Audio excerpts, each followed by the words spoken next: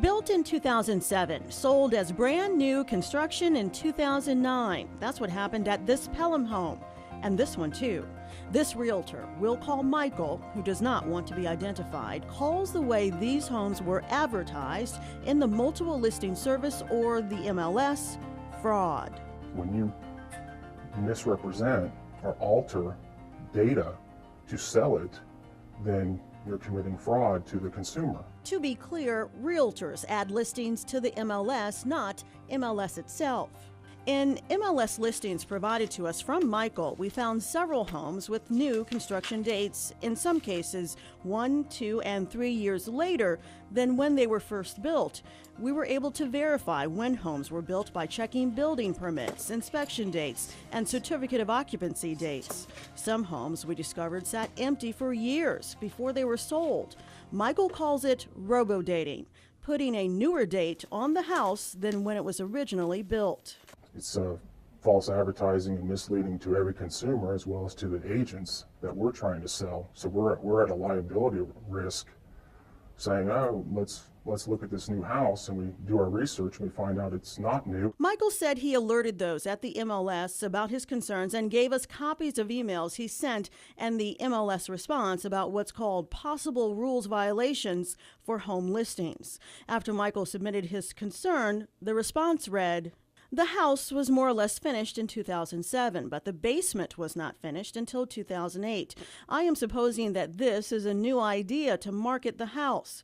The email goes on to say, due to the fact that new construction is sitting on the market for so long, that more leniency is being given as far as year built is concerned. We took Michael's concerns to Dorothy Taylor, an MLS director, and Alicia Huey, president of the Greater Birmingham Association of Home Builders. What's their definition of new construction? A home that has never been occupied is considered new construction. New construction has been determined to be something that has not been lived in. So that means homes built years ago, even if they've never been lived in, qualify for the new construction label in the MLS. Is that legal? Is it fraud? Is it unethical? You know, I don't know. I don't think it's unethical. Is it unethical to have a home sold as 2009 when it was really built in 2007? Is it illegal?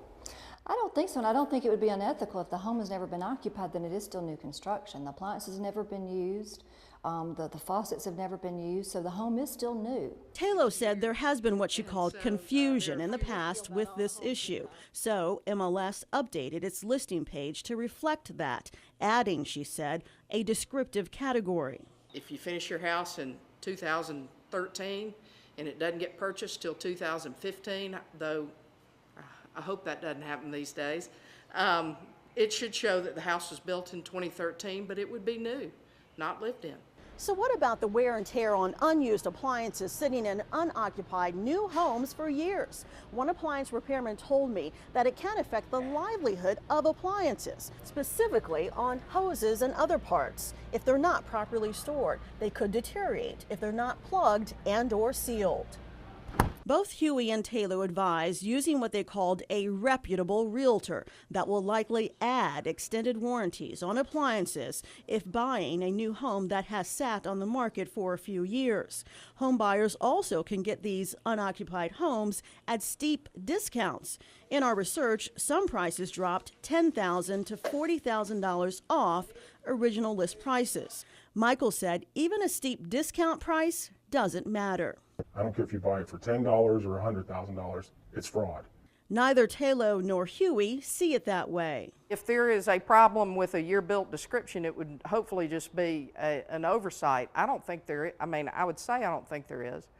There shouldn't be. And while Taylor told us there have been changes to MLS to avoid confusion of new construction, Michael insists new construction still continues to be what he calls robo-dated, given a newer date than it was originally built. We've seen that in the first week of January of this year, there may have been a dozen homes built in 2013. Well, in the first 30 days, all of a sudden, there was about 200 homes built in 2013. And then in 45 days, there were some that were built, closed, and sold in 45 days of 2013. If you want to learn the age of the home you're buying or of your current home, you can research tax records, deeds, and/or building permits. You can also have your realtor do that too. You can also check dates on your furnace, PVC pipes, built-in microwave oven, and plywood, although plywood may not be reliable. We interviewed Talo at this home under construction in Mountain Brook. With an April 2013 building permit on the wall, it had 2-year-old plywood.